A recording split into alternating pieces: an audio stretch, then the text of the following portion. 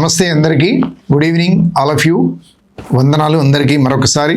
ఇవాళ చాలామంది చేస్తూ ఉన్నారు. పబ్లిక్ ఇంకా అవేర్నెస్ వస్తే వాళ్ళ భూములలో ఉన్న సమస్యలు.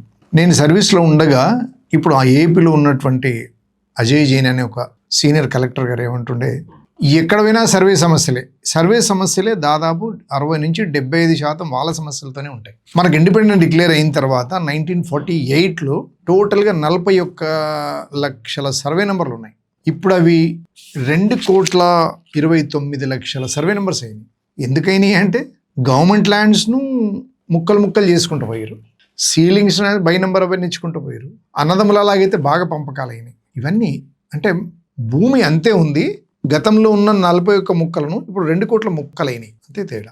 నా కాగితం మీద కొనుగోలు చేసేటప్పుడు 4 మూలల మట్టం ఉంటుంది, కానీ ఆడ సాగులో ఆ 4 మూలల మట్టం నుంచి చిన్న తోక ఉంటుంది. ఆ తోకల సాగుదారు కూర్చుంటాడు. ఆయన ఆ కూర్చున్న తోక పక్క సర్వే నెంబర్ది. ఆ పక్క ఆయన వచ్చి అడిగితే లేదు ఇది నాదే అని అంటాడు. ఈయన నాదే అంటాడు. ఇది 4 మూలల మట్టం ఉంటుంది, ఆ తోక ఉంటుంది, ఈ తోకున్న భూమి నాదే అంటాడు. అది ఆయనది కాదు, ఎవరిది కాదు. మేము ప్యారడైజ్ టాకీస్లో ఒక సినిమా వస్తుందికి వచ్చినాం, సైకిల్ మీద వచ్చినాం, దుందిగల్ విలేజ్కి వెళ్ళి వచ్చి ఆ టికెట్ తీసుకొని పోయి కూర్చున్నాం. అది తీసి లోపలికి పోయినాం. లోపలికి పోయేటకలా ఆ సీట్ మీద ఇంకొక ఆయన కూర్చున్నాడు. అరే ఎట్లా సార్ ఇది, మేము ఆల్రెడీ టికెట్ తీసుకున్నాం ఏమని అంటకలా లేలే అది కూడా ఉందని అన్నాడు ఆయన. చూస్తే అది పెద్దగా ఒక రచ్చ, పెద్ద యుద్ధం చేస్తే లాస్ట్కి వస్తే నేను వెళ్ళిపోయిండు. కానీ అంత పెద్ద అది ఒక చిన్న సీటు వెళ్ళిపోయింది. ఇక్కడ పర్మనెంట్ ల్యాండ్, ఇది ల్యాండ్ రిలేటెడ్ ఇష్యూ. అంటే ఆ తోక కూడా ఒక నంబర్ ఇచ్చిండు. తర్వాత ఆ టికెట్ అతను వెళ్ళిపోయారు, అతను వేరే చోట. అట్లా కాదు, ఇది అట్లా కాదు కదా, సర్వే అట్లా కాదు, సమస్య ఉంటుంది బాగా.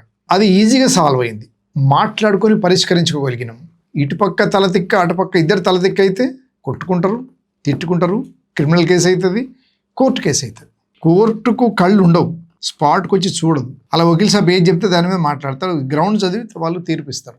అయితే టైటిల్ బౌండరీ, ఆ బౌండరీలు మనము రిజిస్ట్రేషన్ అప్పుడు ఏమైపోద్దంటే ఈస్ట్ వెస్ట్ నార్త్ సౌత్, ఈస్ట్కి ఎవరుండ్రు నార్త్కి ఎవరుండ్రు ఈ పేర్లు రాస్తారు అంతే తప్ప నార్త్ అతని భూమి ఎంత ఉంది, సౌత్ అతని భూమి ఎంత ఉంది, ఇది వాళ్ళ వాటి విస్తీర్ణాలు రాయరు, కొలతలు రాయరు.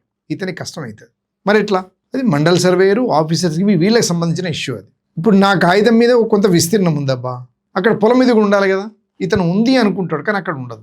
కొనుగోలు చేసే వ్యక్తి అమ్మే వ్యక్తిని ఏమంటాడు, నాకు అద్దుబందులు చూపించమంటాడు. ఆయన చూపిస్తాడు, దాని ప్రకారం రిజిస్ట్రేషన్ అవుతుంది, దాని ప్రకారం కాగితాల్లో పెట్టుకుంటాడు. మళ్ళీ పోయి చూసేటప్పటికి ఆ రాయి కదులుతుంది. అక్కడికి ఎక్కడున్న రాయి ఎక్కడో ముందుకనే ఉంటుంది, లేకపోతే వెనక్కనే జరుగుతుంది. ఆ స్పాట్ ఉండదు అక్కడ. ఏంటి పరిస్థితి? గొడవలు, రెవెన్యూ వాళ్ళు వస్తారు, పోలీసు వాళ్ళు వస్తారు, సివిల్ సమస్య అవుతుంది, తర్వాత క్రిమినల్ కొట్లాట, ఇవన్నీ. మరి ఇట్లా కోపతాపాలు గొడవలు గుద్దుకుంటే పొలం సెట్ అవుద్దా? కాదు, దానికి ప్రాసెస్ ఉంటుంది. అంటే ఒరిజినల్గా తయారు చేయబడ్డ రెవెన్యూ రికార్డ్ ఒకటి ఉంటుంది. ఎప్పుడు నువ్వేం చేసినా అది కదలదు. నువ్వు ఈ రాయి తీసి కొనుగోలు చేయకముందు చూసిన రాయి ఇక్కడి నుంచి అక్కడ పక్కకు పెట్టినావు కదా, ఆ రాయి నువ్వేం చేసినా అదేం కాదు. నువ్వు రాయి తీసినా కూడా ఎక్కడికి రావాలన్నా కొలత ప్రకారం ఆడికే వచ్చి ఆగుతుంది, ఆ చూపించిన కాడికే ఉంటుంది.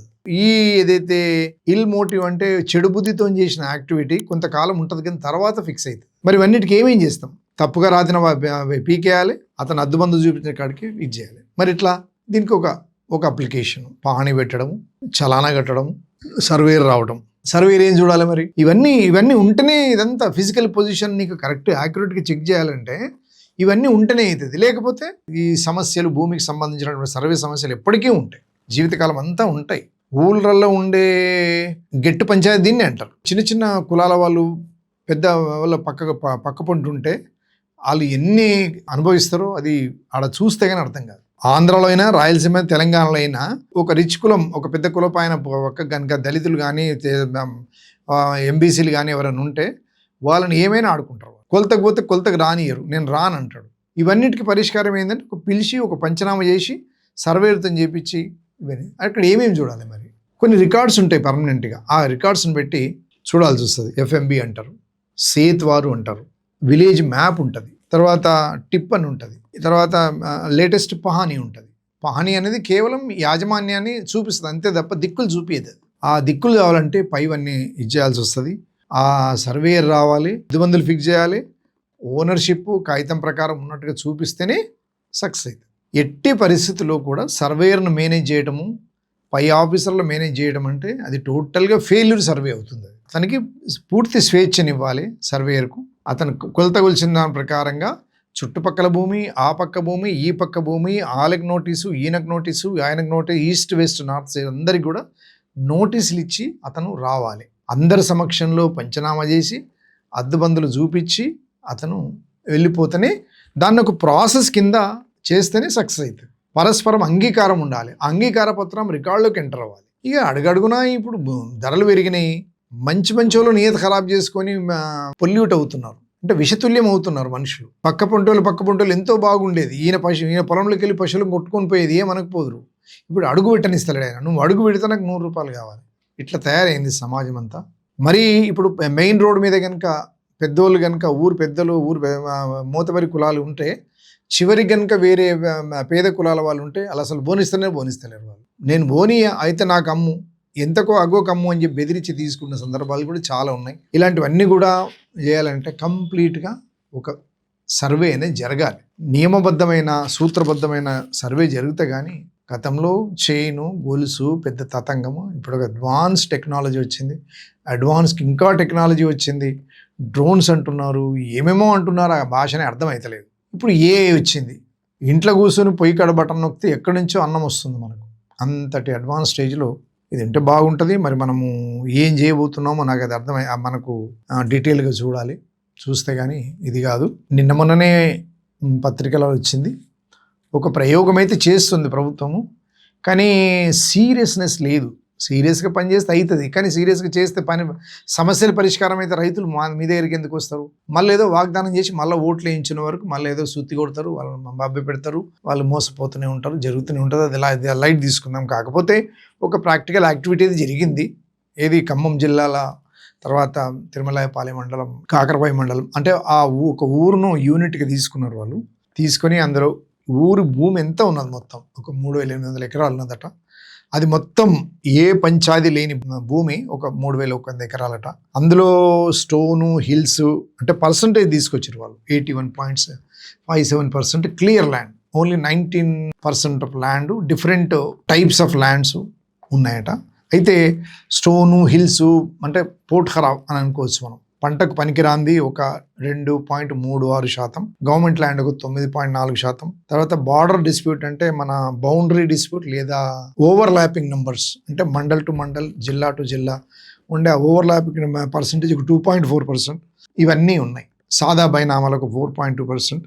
ఇవన్నీ కలిపి ఒక 600 దరఖాస్తు వస్తే దాన్ని చెక్ చేస్తే ఆ ఊరు మొత్తం సర్వే చేస్తే అట్లా వచ్చింది. దాని ప్రకారంగానే ఇయర్ మార్క్ చేసిరు. ఒక 32 మండలాల్లో ఒక 70 విలేజెస్లో తీసుకొని ఒక 2,240 గ్రామాలు చేస్తారట. మనం చూడాలి.